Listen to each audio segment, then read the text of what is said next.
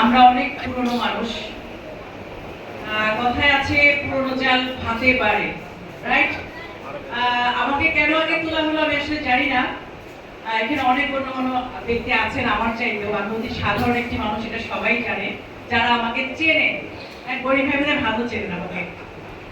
আর একটু আগে জাগ্রত মহানায়ক যেটা বললেন যে আমি ওনার কথা সহ্য করতে পারি না, আপনারাই কোন দর্শকরা কিভাবে সহ্য করবো? আমাকে উনি সম্বর্ধনা জানালেন, উনি জাগ্রত মহানায়ক, উনি কেন স্টেজ থেকে নেমে গেলেন? আমার অনুষ্ঠান ওনার, পত্রিকা ওনার, আমরা সবাই এসেছি ভালোবেসে। আমার কাছে এখন আসতে তো হবে না, বরণ করা শেষ। ভয় আসছে ভয়ে। অতএব এই যে উনি এইভাবে প্রতিটা অনুষ্ঠানে আমি খেয়াল করেছি বিগত দিনে যত বছর ধরে আছি, আমি যখন স্টেজে উঠি তখন নেমে যায় বা সরে যায়। এটা কারণ আজ পর্যন্ত খুঁজে পাইনি, সেই জন্য উনি কথা বললে আমি রেগে যাই। আবার নারীকে সম্মান দেই, তেমন কিছু না। আমি সবাই জানি আমি মাঝে মাঝে কাজ করি, অসহায় মানুষদের পাশে দাঁড়ানোর চেষ্টা করি, নারীদের সম্মান করার চেষ্টা করি। বিগত দিনে যারা আমার সাথে ফেসবুকে আছেন, আমি একটু অসুস্থ ছিলাম, যার কারণে আমি ইনঅ্যাক্টিভ ছিলাম। তো অ্যাক্টিভিটিস হতে একটু সময় লাগে, ডাক্তারের নির্দেশ রেস্টে থাকার। আমি তো বলেই দিলাম, না বললে অনেকে বুঝতে পারে না, ভুল বুঝে যে কেন উনি কাজ করছে না, কিন্তু অল টাইমে আমি কাজ করে বেড়াই।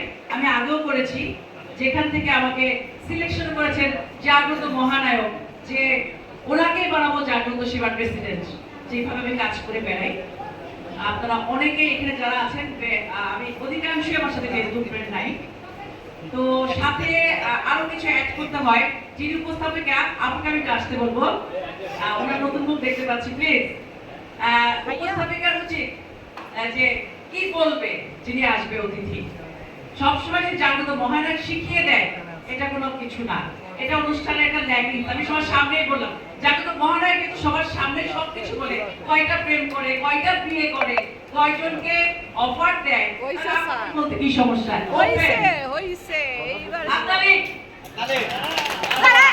সমস্যা আছে? আপনি তো সবকিছুই বলেন, একদম প্রেম করে ছুড়ে দেন, তাই না? তা আমাদের তো একটা কথা আপনাকে বলতে কোনো সমস্যা নেই। কেমন একটা নাইস মেয়ে, হ্যাঁ, আপনি ওকে বলেন কি বলতে হবে। আমাকে যে উঠালেন, আমি কি জাগ্রত সেবা শুধু প্রেসিডেন্ট? আমার তো আরো অনেক পরিচয় আছে, সেটা আপনার বলতে অনেক কষ্ট লাগে সবসময়। এটা হচ্ছে আপনার সাথে আমার দ্বন্দ্ব আছে, সবাই জানে, কোনো সমস্যা নেই। জানুক সবাই। এখন এসা ভাই কোথায়? মঞ্জুর আছে পিছনে। এসা ভাই প্লিজ আসেন, একটু আসেন। আসামি যাও আমি আপনার গার্লফ্রেন্ড এসা ভাই, পরিবার আসেন প্লিজ। 90 এর ব্যাচ বয়ফ্রেন্ড গার্লফ্রেন্ড বলে কথা। আসো ভাই দাঁড়িয়ালা, তুমিও তো দাঁড়িয়ালা। আচ্ছা, আমি এর মাঝখানে আমি কিন্তু ভুলে যাই না, সবই মনে রাখি। মাঝখানে উপস্থাপিকা বলেছি ওনার প্রবলেম আছে, কারণ শিহাব রিফাত আলম বলেছে আমার নামটা, কিন্তু উনি মনে রাখতে পারেন এই সেকেন্ডের মধ্যে। উনার যে বয়স আমার বেশি, আমি 90 মেয়ে ছিল, আমার বয়স কত? আমি আমার মেয়ে বিয়ে দিব। আমার মেয়ে যদি প্রেম করতো আরো অনেক আগে বিয়ে, আমার নাতি পুতি থাকতো। আমার বড় মেয়ে, দুটো মেয়ে, একটা আর্কিটেক্ট ইঞ্জিনিয়ার আর একটা গ্রাফিক ডিজাইন করছে।